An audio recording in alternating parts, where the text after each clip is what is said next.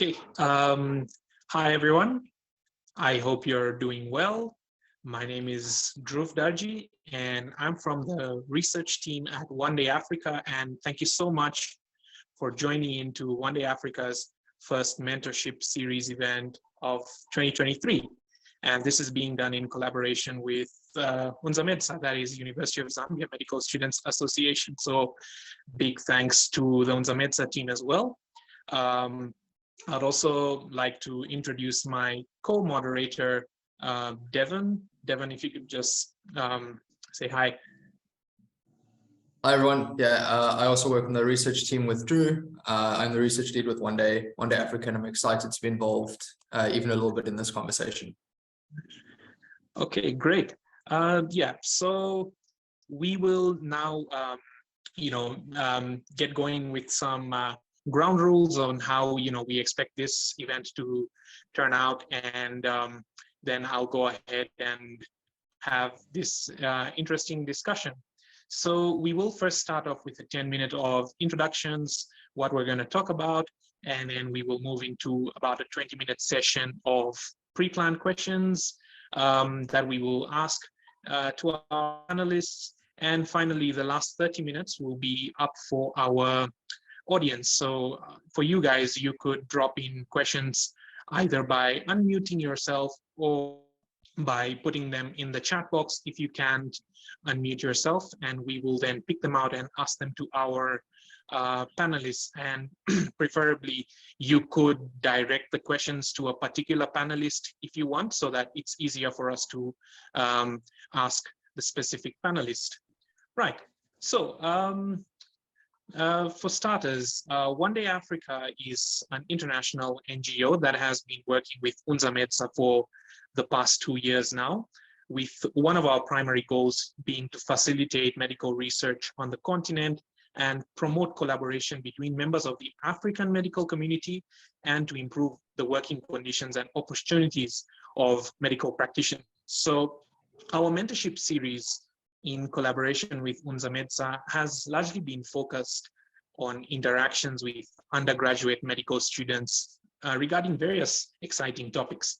And to kickstart this year's series, we picked the theme of the scope of quality medical research by undergraduate medical students in Africa.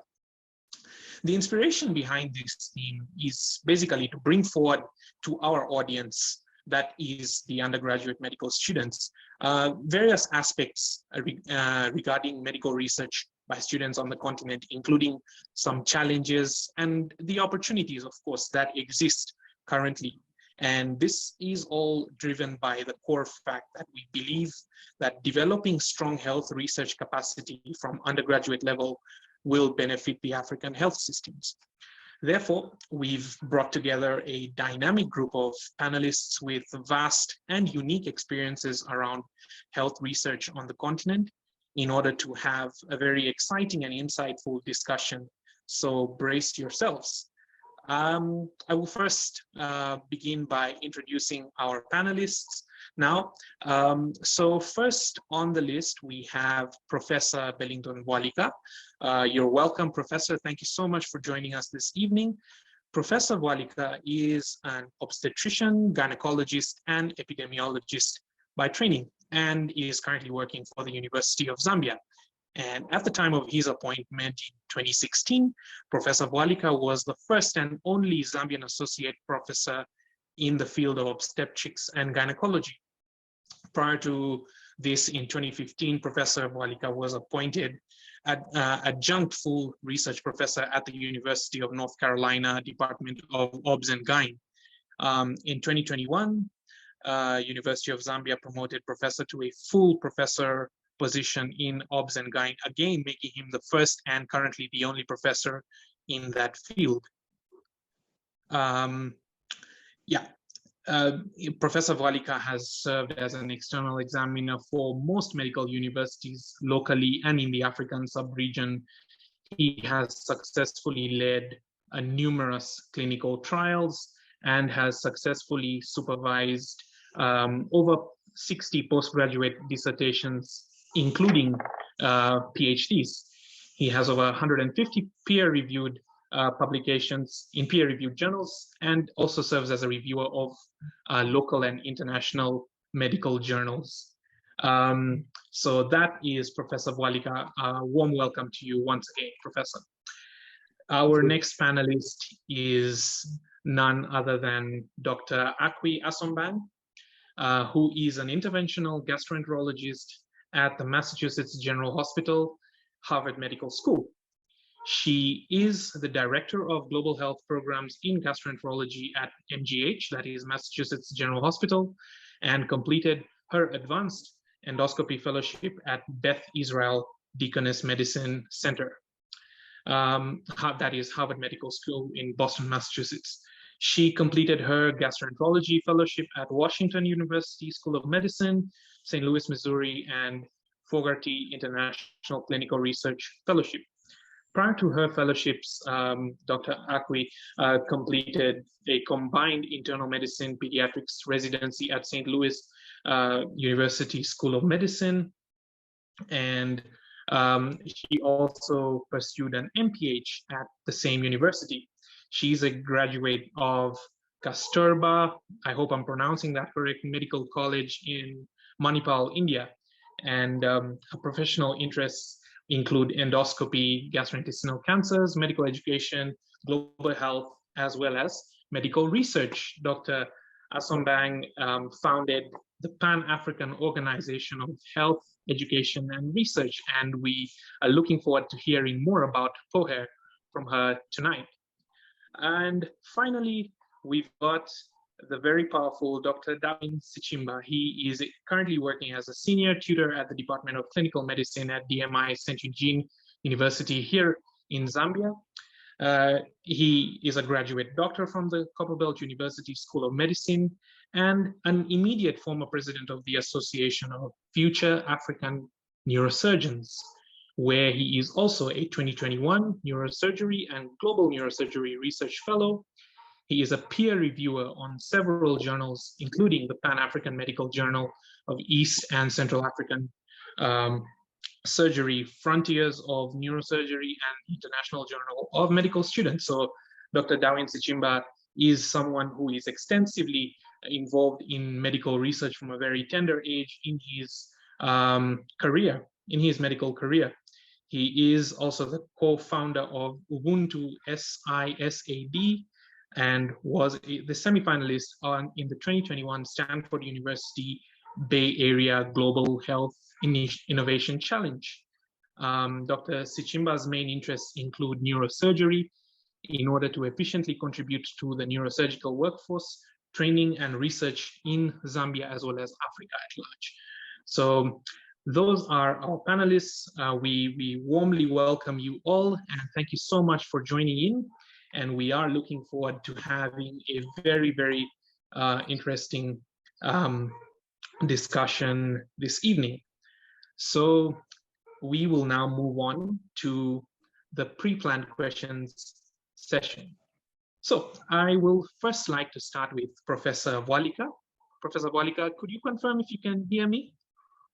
Yes, I can hear you, except I'm wondering why my camera is failing to pick the whole of my body. My face. If you allow me, then I can switch it off and just use the voice. That's perfectly fine. That's perfectly fine, Professor. Right. So the first question to you, Professor Bwalika, is that, is it important to focus on medical research or research projects during undergraduate medical school? And if it is, why? Well, thank you very much. Yes, it is very, very important to develop a research project as an undergraduate. And this is important because it helps to develop an inquisitive mind. And when you say an inquisitive mind, you can have a topic of interest, and this topic can be developed as an undergraduate. It can be continued in the postgraduate, and even take it to another level after postgraduate, pursuing the same topic. Unfortunately, in our environments, most of the time the students do not appreciate research, And when they rotate, usually this is given as a short course, and most of the time students are just in a hurry to pass the exam and move to the next level. Okay. Thank you very much, Professor. I really like how you brought about the inquisitive mind as you develop. Obviously, next question being that having trained and supervised so many undergraduate, not only undergraduate, but postgraduate doctors, would you say that research skills and knowledge acquired at undergraduate level translate into the quality of postgraduate research by doctors? Or is it possible for one to get away with this at undergraduate level and then still learn them somehow at postgraduate level? What's your opinion on that? Unfortunately, the answer is no. As I've indicated, most students at that point as undergraduates, they're just in a hurry to pass the exams. And when they come for postgraduate, there is an attempt because they seem very raw. And in our university, there is a research course for all the postgraduate master students. And when they undergo this course, it doesn't seem to help them much.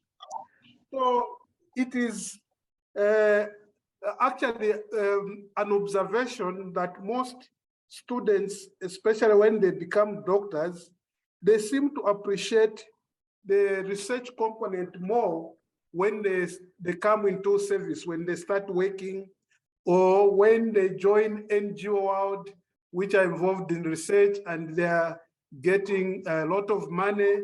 That's when they realize the importance of research. Some of them, even after they've done their MPH and come to the clinical areas to do their postgraduate, the MPH doesn't seem to help them so much.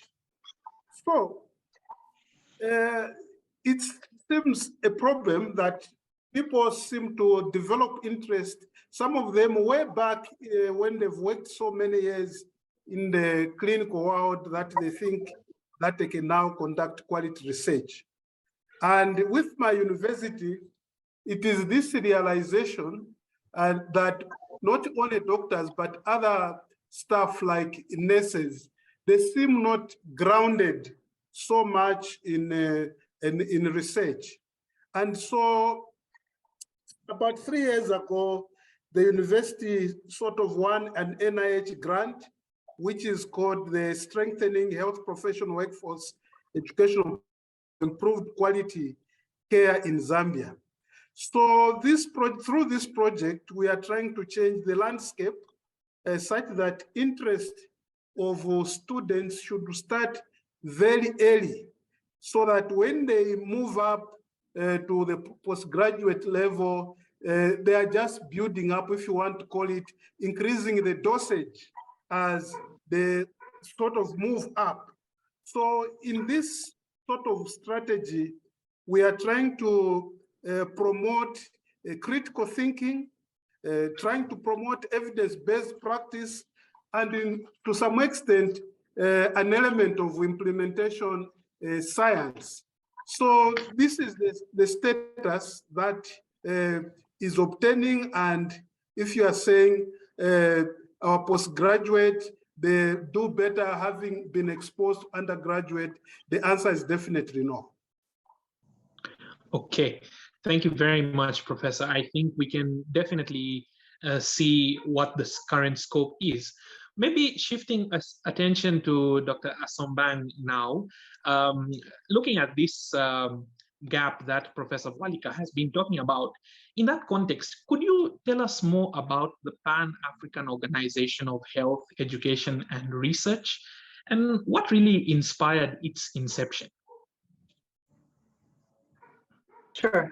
So first of all, thank you very much to the organizers for the invitation, and I'm really glad to be here and answering all these questions. So POHER is an organization that was started over 20 years ago. Some in the audience have probably heard the story, but it was started by myself and one of my colleagues, one of my best friends, actually Dr. Sula Mazimba, when we were both medical students. And one of the reasons we started it had to do with mentorship. That was the first aspect. And then the second aspect was just the concept of being able to give back to our own communities. And so we asked ourselves, what is it that we can do to give back to the communities? And that's, to the African community. And that's sort of what led to us starting the organization. And one thing I always tell people is, we met as med students, and 20 plus years later, we're still friends. So the people you meet in med school and training are people who you'll grow with, and 20, 30 years from now, you'll be able to build on that relationship.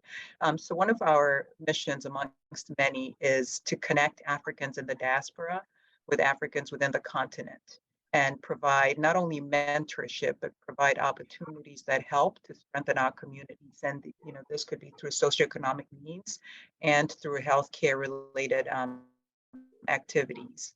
So some of the things we do, you can look at them as sort of quote unquote medical versus the non-medical. I think the one that's most obvious in the recent years is our mentorship of medical students across the continent. But other things we've done in the past have been providing support and mentorship for non-medical students. So we've supported nurses, we've supported individuals in high school, undergrads, and recently I just presented on some of the scholars from our earlier years who were in training when we supported them based in Nigeria. One is now an ICU nurse for peds, the other one is now a vet, and the other one is a programmer, but we supported them when they were in undergrad. And then the other sort of non-mentorship programs we've done is partnering with organizations to empower women. And a more specific example, and we have this on our social media pages, is an activity we did partnering with an organization in Kenya, where we partnered with them to be able to provide boats for women. It was under the program of No Sex for Fish. And so basically what that was, as some of you may have heard, it's, sometimes when the husbands die, the women are forced to have sex with the fishermen to be able to get fish. And so a local organization in Kenya started a program wherein they could provide the boats for the women so they could teach the women how to fish, so that they would curtail or decrease the rates of HIV/AIDS, because that was the other problem. So they were looking at HIV/AIDS and empowering women. And so we partnered with that organization to help provide boats for the women.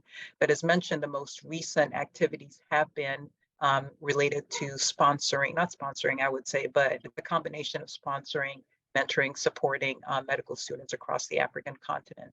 And we recently published our newsletter, I think it was yesterday. We published our newsletter with some of the remarkable things that medical students across the continent are doing. We're not able to highlight everyone in the newsletter, but we're able to show that when someone is given an opportunity to thrive, that kind of summarizes. I can give like a whole hour presentation on Poher, but we only have 2 hours for everything. So hopefully that highlights it. So the 2 takeaways to that question is, how did we start? It was a partnership with one of my best friends when we were both medical students many years ago. What do? We connect Africans in the diaspora to Africans of the continent, and we do what we can to support the African continent. Most recently, we support medical students. Okay, that's very, very inspiring to hear. And I think I must take the opportunity to commend you on the works that have been going on. And we wish you all the best for what the future brings for Poher. Maybe focusing on something more related to our theme with regards to Poher. Does Poher help African medical students in participating in medical research from an undergraduate level? And specifically, any opportunities that do exist for our audience to take up after this event?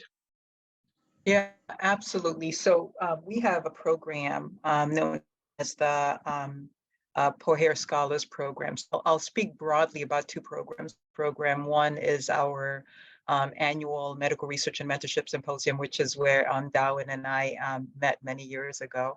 And he was a rock star then and continues to be a rock star till this day. But our Poher Scholars Program is a formal mentorship program where people have to apply for that program. We basically provide one-on-one mentorship And that's why we have people apply. We can't take every single person. So the numbers, we usually take between 5 and 10 people, depending on the number of mentors we also have and the availability of everyone. What we try to do is, so for example, last year we had close to 500 applications. When people submit the applications, these are reviewed.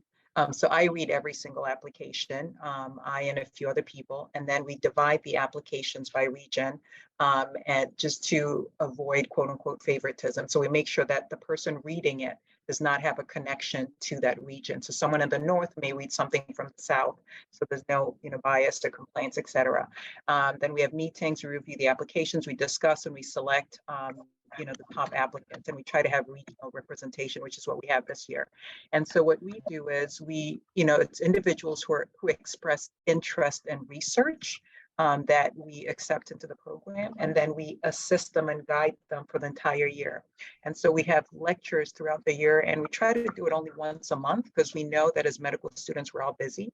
So we try to have a lecture at least once a month, but in that month, we encourage the students to actually meet with their mentor. And so they may spend 2 to 5 hours depending on who their mentor is and what they're doing. And so some students have projects that they're working on, and so we kind of help them with those projects. Others don't have a project, so we help them develop a project. And the lectures vary from introduction to research. Our upcoming lecture on this month is on how to do a PowerPoint presentation. And then the other thing we have is a monthly work in progress meeting where the students basically present their active research, their proposed research, their research idea, or a grant that they may be applying for, and they get constructive feedback. It's usually a closed session, but they get constructive feedback from mentors like myself and other, faculty and board members from Poor Hair. Then the other thing that we have, in addition, as a Poor Hair scholar, what we've done for the past couple of years, we've integrated professional development. So each scholar gets a one-on-one private session. So even though we organize it, I have absolutely no idea what they talk about, but we connect them with a coach, like a life coach, who's also an entrepreneur, a global entrepreneur, and a writer, who basically talks to them about what we say, the power of you. That's the title of the book, where they discover other aspects of themselves. And then something we incorporated this year is that each scholar gets one-on-one private time with a psychiatrist. So Poor Hair covers any financial costs related to that, but it's private time. It's supposed to be to discuss time and stress management in med school, but they can talk about whatever they want to. It's a private session. And we thought that was very important because, as you know, in med school, even in residence, even when you become a faculty, there's a stigma with mental health for doctors. It's very hard for us to go and get care. It's frowned upon if we need to go get help from someone. And so we thought this was an extremely important aspect of life, of our careers. And so we paired, we provided the special time for the scholars to spend with a psychiatrist, someone who's professional. She's a real doctor. Then the biggest event we have for the year is our annual medical research and mentorship symposium. So we host this once a year. We've been hosting this. The first one was in 2013. And then we started in 2019 continuously in partnership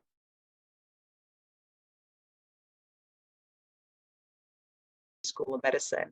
And so this is very unique in that the students submit an abstract and we review the abstracts, and sometimes they get feedback, constructive feedback. The other unique thing is, for anyone who's attended a meeting, when you present at a conference, no one's going to tell you whether you did good or bad or whatever it is. But for us, we provide that constructive feedback at the time of the meeting. And there's a judge, there's actually a couple of judges in the past few years that will provide feedback to the person who presented. And then we give awards at the end of the presentation. And Darwin was one of the winners for those awards. But that's sort of a brief. We're planning our 2023 event. And so people can get involved by attending any open sessions that we have as Poor Hair, including the upcoming medical research and mentorship symposium. We usually try to have keynote speakers from across the world to speak to the medical students. Well, that's very nice to hear about the Poor Hair Scholars Program. And hopefully we'll inspire many of the audience to apply for the upcoming session this year and have more people getting interested in your activities. So thank you so much for that. Now, moving to Dr. Dawins Chimba.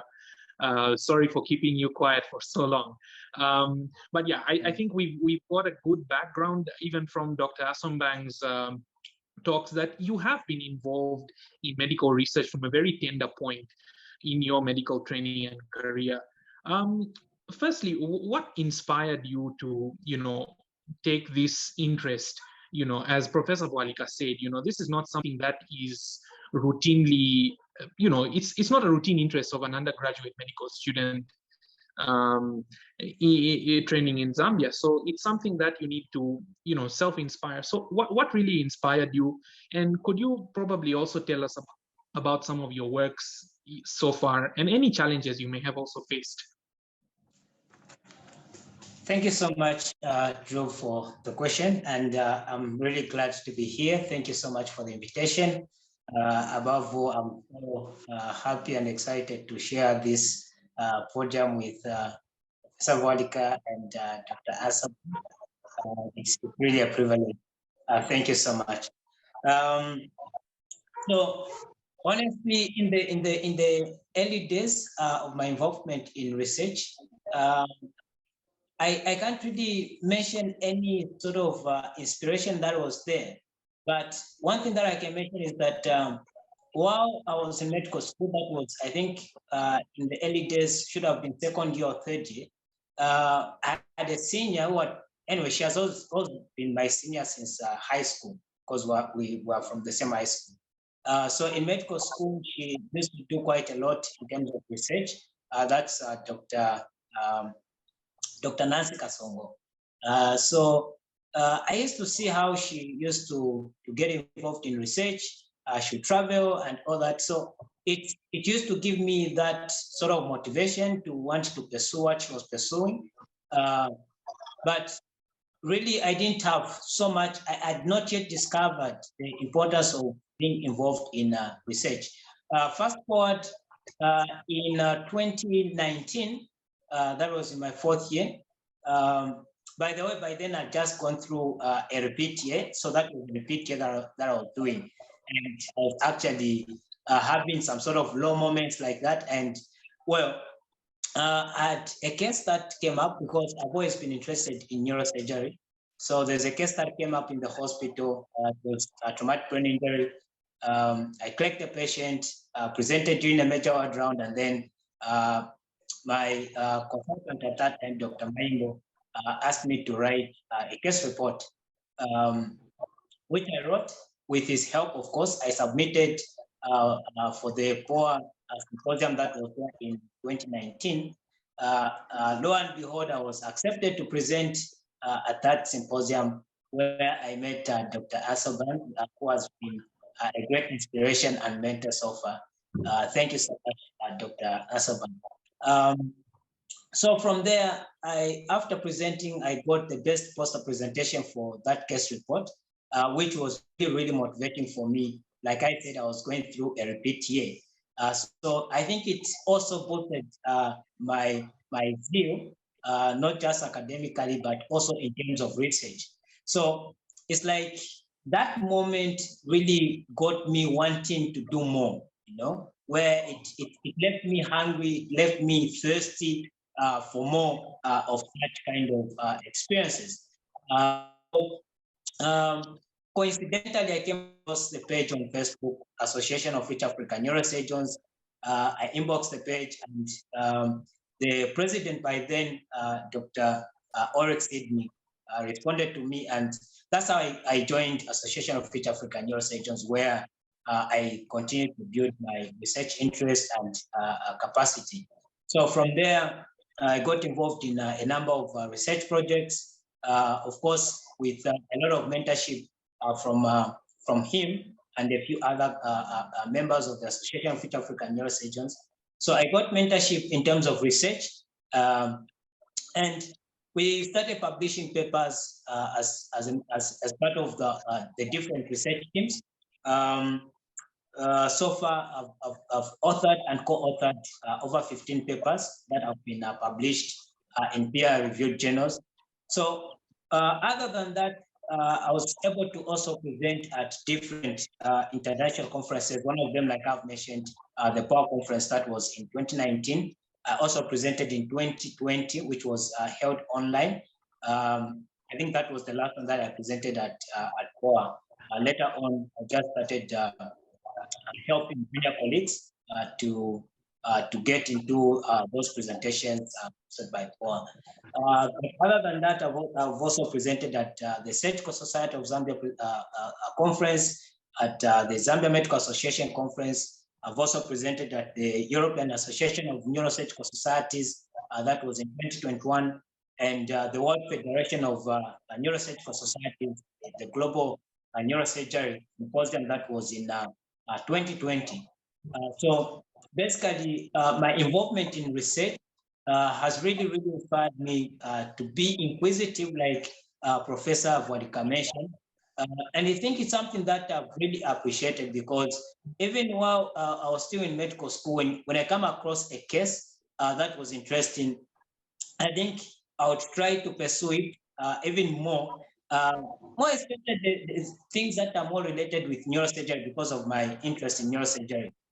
So I think it developed that inquisitive kind of mindset in me, such that at least I was able to pursue certain cases and read more about them. So I think those are some of my experiences. And in terms of challenges, I think you asked the question about the challenge that I've had. One of the major challenges that I've had is time management. Thankfully, in one way or another, I've been able to push through and be able to manage. Of course, there have been times where it's been hard to manage my time, but I think it's been quite interesting. The other challenge is also having a lot of work to do, sometimes getting stressed. Lastly, the other challenge also maybe in terms of technology, where maybe you have no internet and all that. So basically, those have been the major challenges that. Thank you. Right. Thank you so much, Dr. Schimba. And yeah, I think it's very inspiring to hear about your journey so far. And I'd like to congratulate you on the works that you've been doing so far, and I'm wishing you all the best for your future works.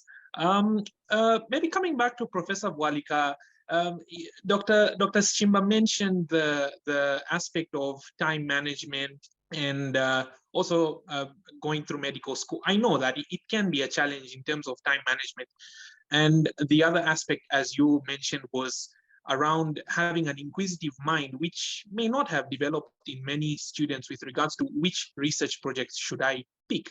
So in that context, my question is, what qualities should a medical student use to determine whether a certain research project is an idea worth pursuing? And if these students don't have such qualities, how can you foster some of these qualities in yourself to make you a better researcher as an undergraduate?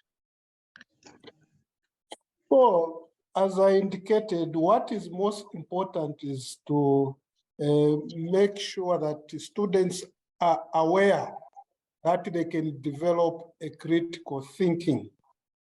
By critical thinking, I would say that a good student should be able to notice whatever discipline they are rotating.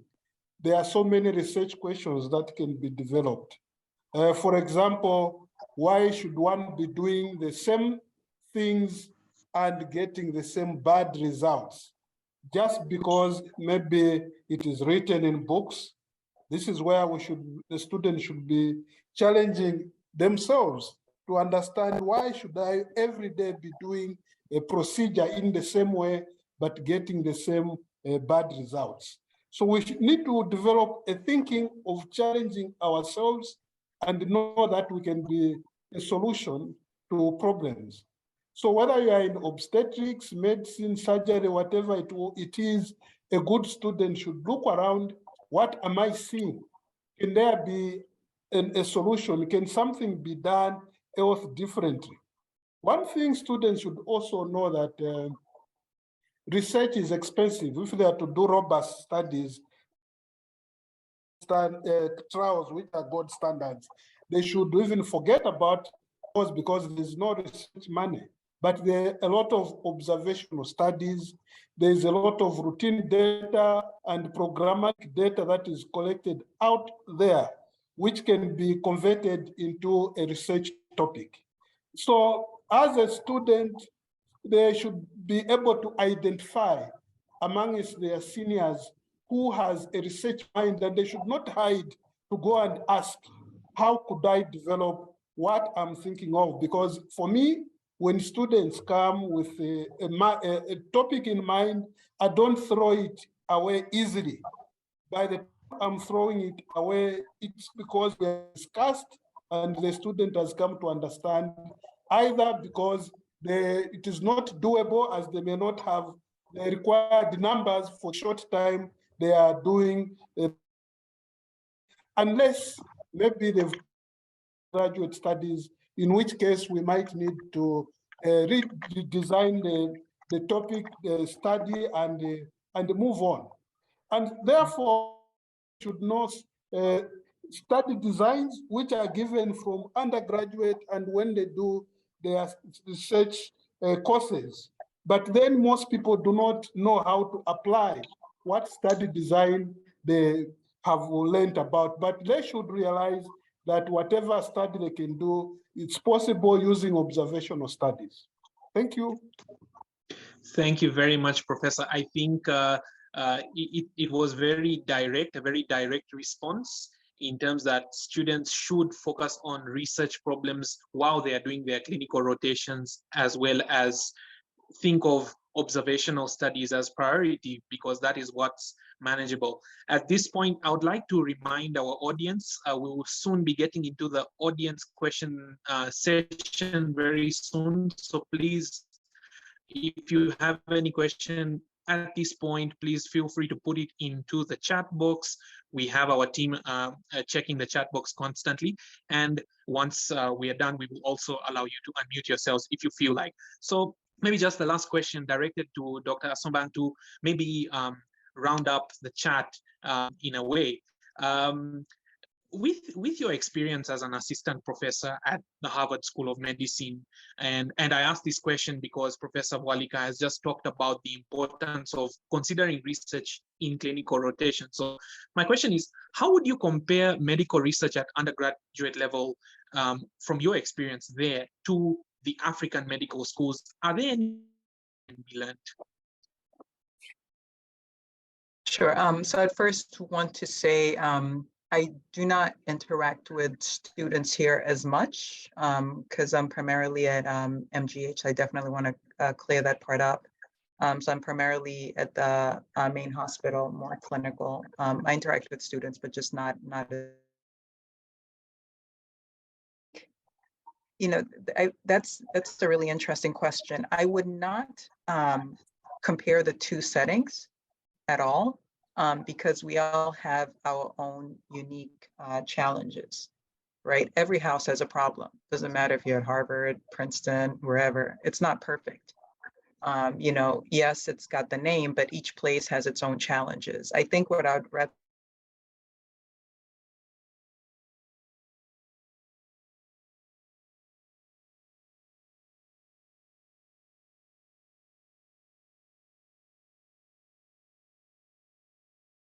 much as just trying to pause and take a step back. I think one of the first challenges is I don't think people as students sometimes understand what research is, right? I think there's a misconception of what research is.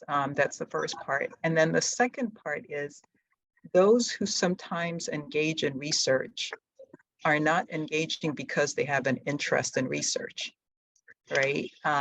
Those who engage, sometimes it's because you have to do it for your school. I think for students to realize as mentors, you know, we're smart. We may not always speak up, but we know when you're coming to us just to use us to do your project and be done and you have no interest in research. We know that. We may not say anything, but we know. So I think the first thing is those who are claiming to have an interest in research as a student is to truly ask yourself, are you really interested in research? I can speak for myself. I have absolutely no interest in basic science. Like I have no interest in pipetting anything, like none whatsoever. And I have no shame in saying that. So within our medical systems, the various students I've interacted with from the different African countries, there is a group who are very interested, very dedicated, and what they need is just that exposure as medical students in terms of what research is. But then there are students who I said are absolutely not interested. I think one of the challenges I've also seen is sometimes students are doing research as part of their graduation requirement, as part of their medical school requirement, but they do not have the systems in place within their own medical schools to support them. Meaning they may have a supervisor, but it's a vanishing supervisor. They've not had the basic concepts, lectures, introduction to what research means. Sometimes I have expectations of what the student should have had, but I'm rather disappointed that they have not had those experiences.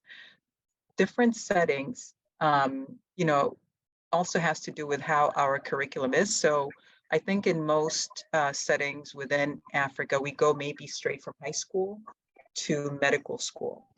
But sometimes in the States, you go from high school to college to med school.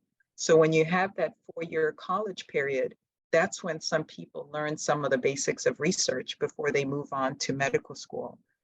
In medical school within the African context, and I think we mentioned earlier, I went to school in India where you go straight from high school to med school. We don't necessarily always have that opportunity to learn about research. But when we do, I think we could do better. I think we could do better for our students in terms of providing them more resources, more support. I think students, I would love to in the Q&A session for people to be honest and express, you can, keep your picture closed or change your name, whatever it is, or sign in anonymously.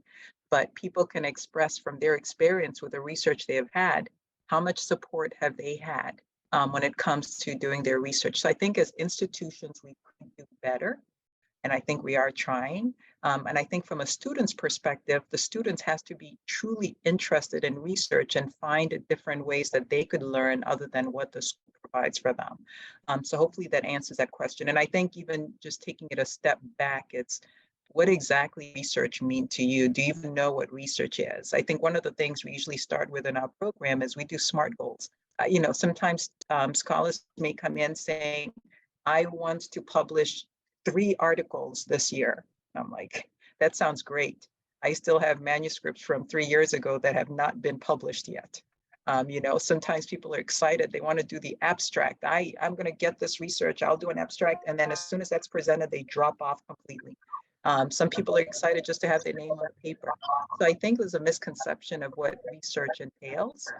And I think we as institutions could do better, but I think the students themselves could also do better by sort of looking for resources that could help them grow as potential researchers, because we do need people interested in research. We absolutely need to have people interested in research who can conduct research. So hopefully that answers that question. Thank you for that, Doctor.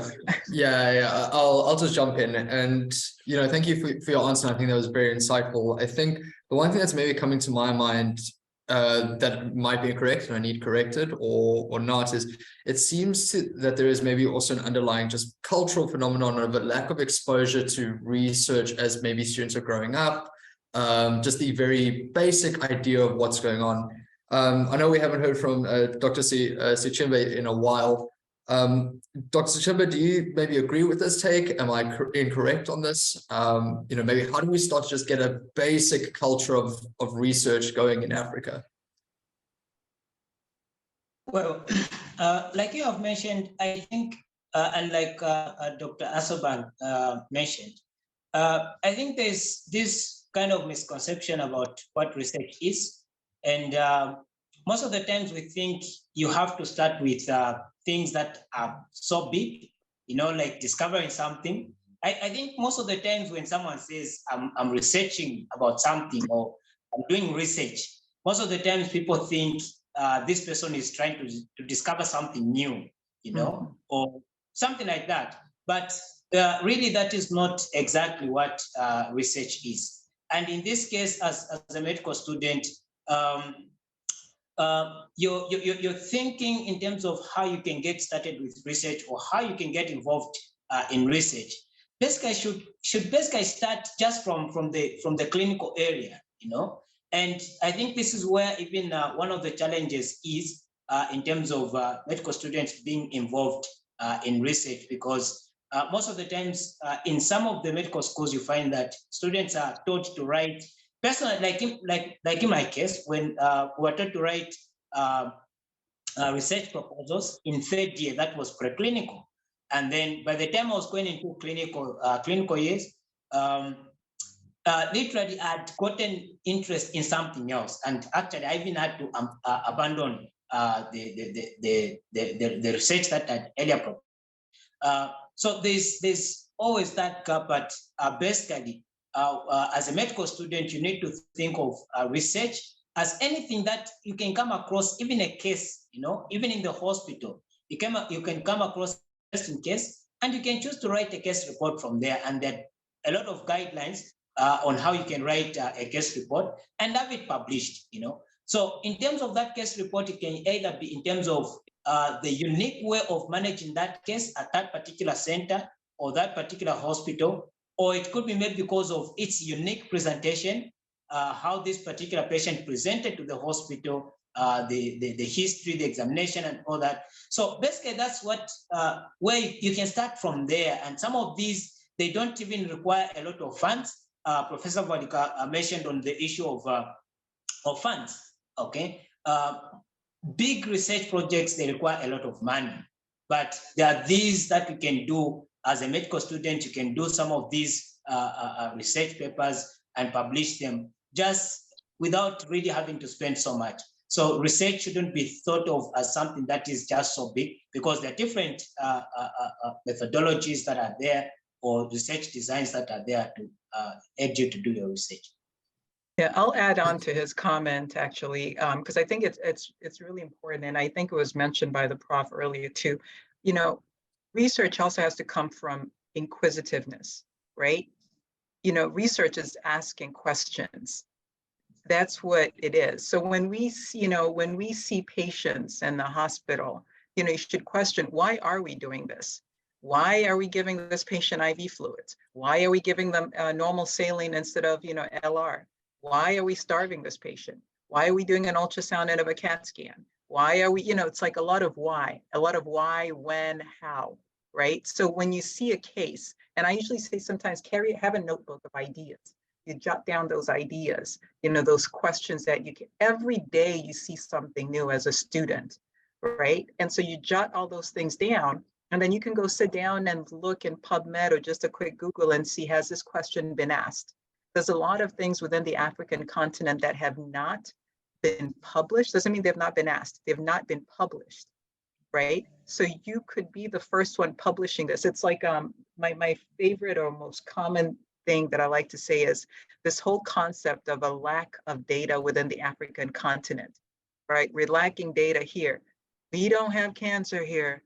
We don't have, no, really, just step back. Is it that we don't have cancer? Or is it because we lack the capability to diagnose whatever cancer? So then it's that the numbers seem low because we're not making the diagnosis. You know, another thing is we've got young patients presenting with cancer. Why?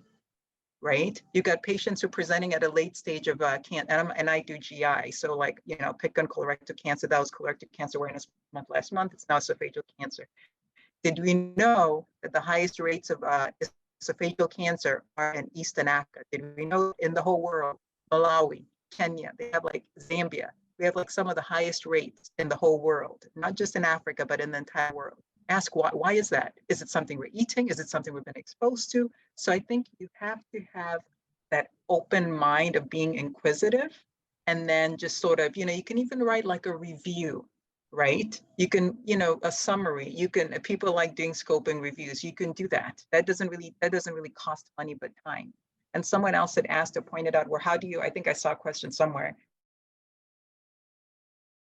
resources. It's like, take it upon yourself to attend some free classes that are offered by any of these organizations, even Coursera.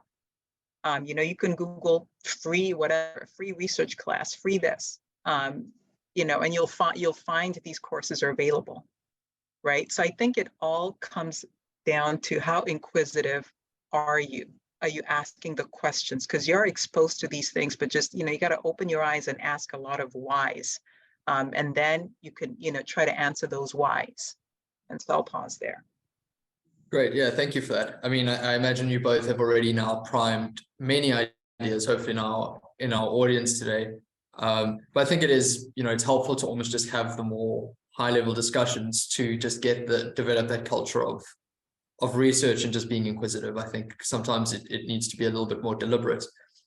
I see Drew is back, so I'll hand over, but I would just like to emphasize to our participants that there is only about 10 or so minutes left in this discussion. Please, if you have a question, now is the time to ask it in the chat. This is for you all. So yeah, please make use of this opportunity if you would like. Drew, do you want to jump back in? Yeah, thanks, Devon. I had dropped out. Apologies for that. Yeah, so I think we can dive straight into what our audience has been developing in terms of questions so far. So the first question is, how do you develop and improve your research skill? And how can you know that your skill research have quite improved to a better level? Probably, Professor, if you could take up the part of how to develop and improve your research skill, and maybe Dr. Asomban, if you could comment on how do you know if your skills have improved to a better level? Well, we've heard from Dr. Akwi. She mentioned that sometimes people don't know what research is. So measurement will be a challenge until somebody realizes that they are making progress. They've started to do research. We are repeating the term inquisitive mind. They are writing case reports. From there, maybe they migrate. They do slightly more advanced studies, cross-sectional, case control, cohort. They start analyzing the data themselves. That's a measure really of progress. It means they're appreciating that they started with a lower type of research design, and they are moving, understanding, interpreting the data as it is presented. So that is one way of measuring the progress. But I still insist people should not feel shy. We are living in a dynamic world now. I didn't know Drew V, but he managed to fish me out. So if you think that there's somebody who was maybe published and you want to interact with them, you go and reach out and ask. The people are very reachable. If you want to learn something, go and ask. I'm here. You can contact me if you think there's something you can learn from me or you can take a direction. Thank you. Thank you very much.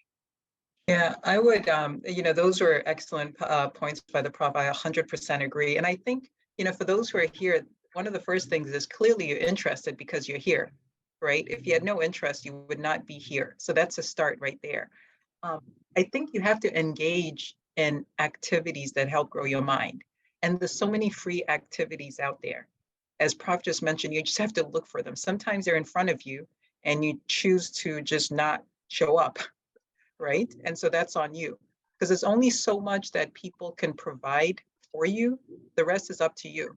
So for example, there's the NIH was hosting these past couple of days, was hosting a research conference, and it's on all sorts of topics. But I attended. It's on early career writing and people presenting on HIV, cervical cancer that's like not in the scope of my practice.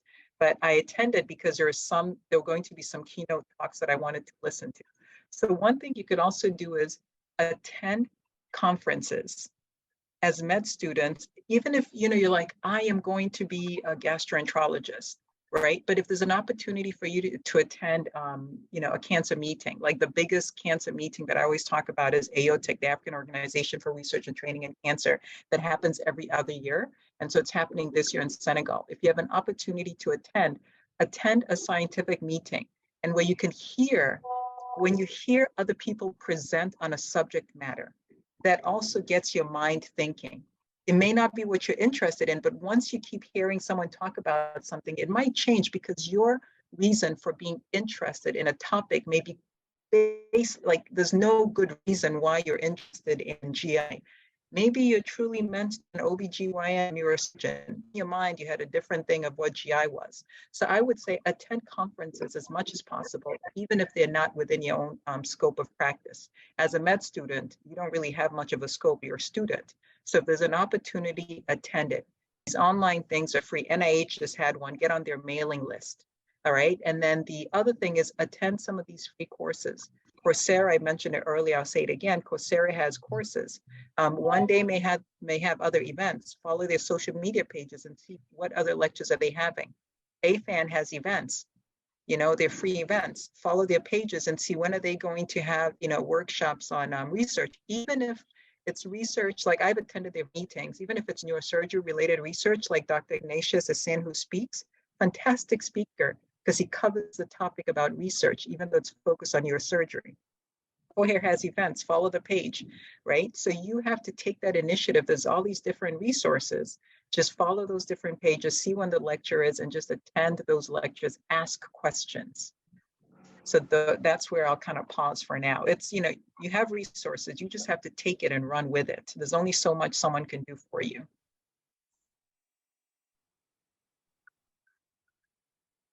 Right. Thank you so much for that. Roni, hope I'm pronouncing that, or chat section, who just is commenting on Dr. Akui's question, saying that she's from Kenya, and specifically at her university, you know, they are relatively early equipped with the research skills at level 2. And there's also a research center, and they are quite enabled. And she thinks the problem would then be not actually tapping into opportunity. So thank you so much for that comment. And I'll add, sorry, I'm going to interrupt question. you. So, you know, you mentioned she's in Kenya, right? And so Kenya has like some of the top rock stars. So Dr. Miriam Mutebi, who's the president-elect of AOTIC, is in Kenya. Mike Morchero is in Kenya. Dr. Shitsama Selfie, who's the first neurosurgeon in Kenya, is in Kenya. Dr. Beverly Chesaram, who you may have seen. So like Kenya has some absolute rock star individuals. So that's another place where you're like, oh, you're in Kenya. So find these people who are even on social media and reach out to them, because you're ready to mentor students. And so that's like looking within your own backyard. Thank you very much for that, Dr. Asombang. We have another question. Maybe Dr. Sichimba could come in here. This is from Musakanya, saying, do we have organizations in Zambia funding research for medical students? Dr. Sichimba, what's your view on it? And of course, Professor Dr. Asombang, you're free to also comment on this too. I've not really come across one, not that they are not, but I've not come across one. But I think I would be interested to hear more from Professor Wadika on that one. Okay, so I'm the past chairperson of the National Health Research Authority in Zambia. And this is the organization that oversees researches that are conducted in Zambia when they are approved by the local IRBs, the National Health Research Authority sort of has devolved these powers to the IRBs. So I would say that in principle, the government through the Ministry of Health is supposed to provide some funding for research. And also there is also the National Research Council, which is also supposed to offer some research funds. The government per se, this money is not there. It is overlooked in the budget, but under the Ministry of Higher Education, there is a bit of research funds. Usually this is considered as seed money, which is supposed to help people grow. Again, if you need the address of this funding authority in the country, those who are interested can contact me. I can give you the address and you can be checking out for the releases of when these funding opportunities are available. So most of since we can't afford the budget for research that we are conducting in the country are collaborative research, especially from the US, UK, the partners bring money and we do research collaboratively. Thank you. I'll add to that. Sorry, I'm like jumping. So, you know, Zambia is interesting, right? You have resources, and I'm speaking, I am, you know, Zambian, Cameroonian. So Zambia is very interesting because we have resources, right? So Copper Belt has a mentorship program with CBU, and that's why we partner with them. If you as a student are interested in something, start by looking within your own medical school. Does your medical school have a mentorship program? That's the simplest thing you can do. That's number one. If the answer is yes, are you part of that mentorship program? If not, the question is, well, why not, right? And then you want to see, who does that mentorship program partner with? Are you guys active or inactive, sitting and waiting for someone to spoon feed you? So people will partner with you if you're active, right? So we partner with CBU SOM because those students are active. That's why we're partners with them when we have our annual meeting. When you as a student are interested in research and you identify someone you want to work with, that person may have funding and will take you on as a student who's active and interested in research. They will cover the cost related to the research. They may not necessarily pay you a salary or something of that sort, which is fine. Because when you're starting off like that, you want to get your name out there. You want to publish, but you can always ask that person if there's funding to maybe cover your transport or something of that sort. If they don't have, they're going to tell you no, but you're not going to know until you ask them. So depending on your area of research, Zambia is very robust when it comes to research. There's a lot of NIH-funded individuals within Zambia. If you're interested in cancer, have you gone to the Cancer Disease Hospital? We only have one in Zambia. If you're interested in surgery, have you looked to see about the Global Surgery Group in Zambia?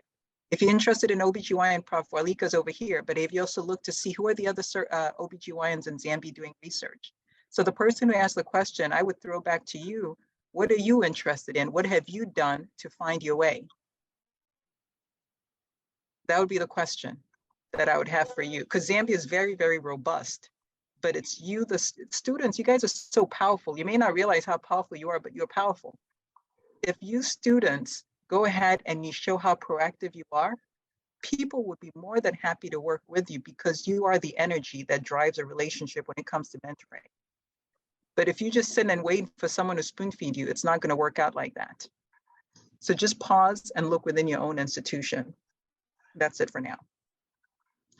Thank you so much, Dr. Asombang. I think that answer points towards a lot of proactiveness from a student interested in research, and that the resources are out there only waiting to be found. And for those that are actually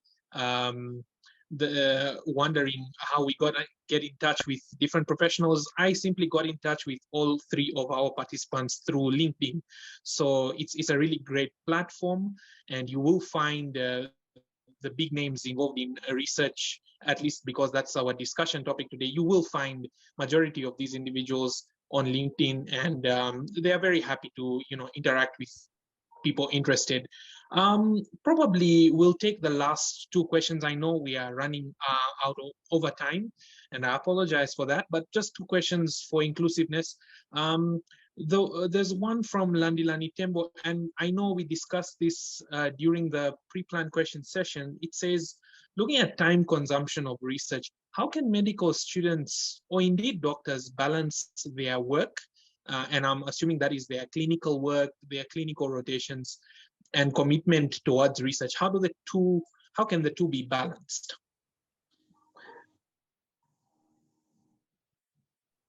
Dr. Asombang, if you would like to come in. Yeah, I'm happy to start. So as a medical student, your priority is medical school. Your priority is not research, right? Research is going to be there. But if you suck as a medical doctor, then why are you going to medical school, right? So this goes back to the other question about, you asked sort of the difference, as you mentioned, Harvard and, comparing to some other African countries. So another example is within the States, there's some programs that are MD, PhD versus MD. So the MD, PhD folks are individuals who are participating, they're working on their PhD while working on their MD. And so then they're getting that research exposure. Within most African countries, and I'd be happy to hear what people say, to the best of my knowledge, we do not have combined MD, PhD programs, right? You're either you'll do your medical doctor thing first, and then you'll work on your PhD, or maybe you got your PhD and you went back to med school. But to the best of my knowledge, there isn't a combined. So if you're a medical student, you're interested in research, your priority though is you need to pass medical school. And I tell this to my scholars all the time. You need to pass medical school, that's your priority. Then once you're done with medical school, you can go ahead and continue to explore your interest in research. And in terms of the balance, it's hard. It's hard because it's also a societal, a cultural thing, meaning like if you're in a place where research is not necessarily recognized, you sometimes, unfortunately, may have to be like working after hours, working on weekends, using your own personal funds to get things going, so it's a mindset in terms of what do you really want to do and are you prepared to put in those hours?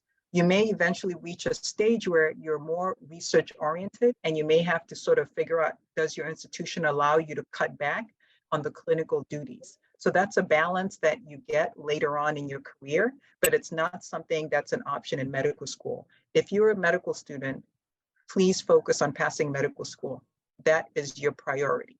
If you want to think about all these questions and conduct research as part of your studies, absolutely yes, but do not neglect your studies because of research. That time will come for you to be a good clinician, a good researcher, a good physician scientist. So that's my answer to that question. I'm not sure if you had a second question or if I answered both of them, but focus on medical school and then research will come secondary. Maybe Prof. Walika can comment on that in terms of the balance. I can say it in a better. You've done a good job, and the whole idea is as medical students, they should just get they should be grounded in the research methodologies, and they aim to pass, but increase the dosage as they move forward. Yeah. Thank you. Thank you very much, Professor and Dr. Asombang. Moving on to the last question, and I think this should be us approaching the climax of our event. How can a medical student, and this is Roger Speary asking, how can a medical student do research on a topic on which there is limited data? And he is asking this because when he was writing his research proposal, he was discouraged from picking certain topics because not so much research was done on them. Dr. Shimba, what do you think about a medical student picking on topics with limit?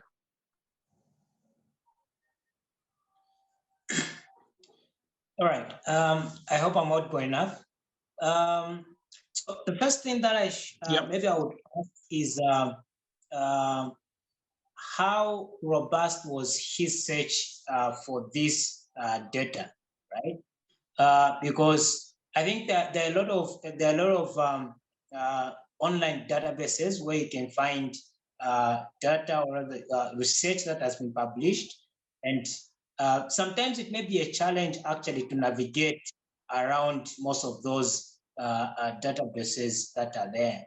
So I think that should be one of the questions. If at all that was robustly done, then the next thing maybe that should be considered is maybe changing, looking at, or rather considering different research designs or methodologies that can be used, right? Because depending on the research design or research methodology, it's what will actually determine also how much data you need in terms of what has been written or what has been, because remember, research again, it's about filling in the research gaps. You know, you are doing your research because you've noticed that there's a knowledge gap, there's a research gap, there's a question I think Dr. Asselman mentioned, where you've noticed that there's actually a question that has not been answered. So if there's a question that has not been answered, and you see that as you try to search for data, you're finding that this particular question has not been answered, I think somehow it should also give you more inspiration and zeal to pursue that particular topic. Just maybe trying to look at it in different angles and different research designs that can possibly accommodate the amount of data that you've come across.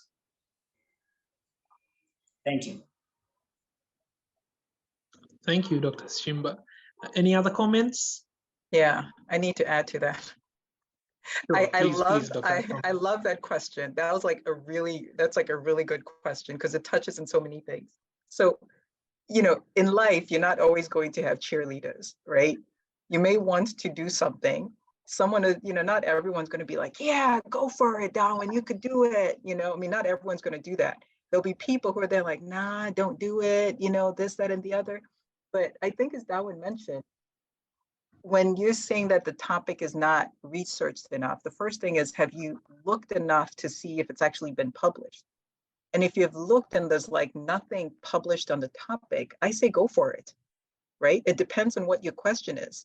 You know, so we just published the first, it's 2023, and we just published the first comprehensive systematic review on cholangiocarcinoma in Africa in 2023, right? And so if I didn't do this with our team, then that would have still been lingering out there. So if you have an idea, you may not always have the cheerleaders, but you should not turn to do something else because someone told you that's what you should do. First, look and see, do you love this topic? Is this what you want to do? Is there nothing published on this topic to the best of your knowledge? Then why don't you be the first to publish on it? Can you write a review on the topic? Can you do a scoping review, literature search? Can you then publish in your local journal? And then, you know, who's the person who asked the question? Who is the person who asked that question? So I can actually just say their name. It was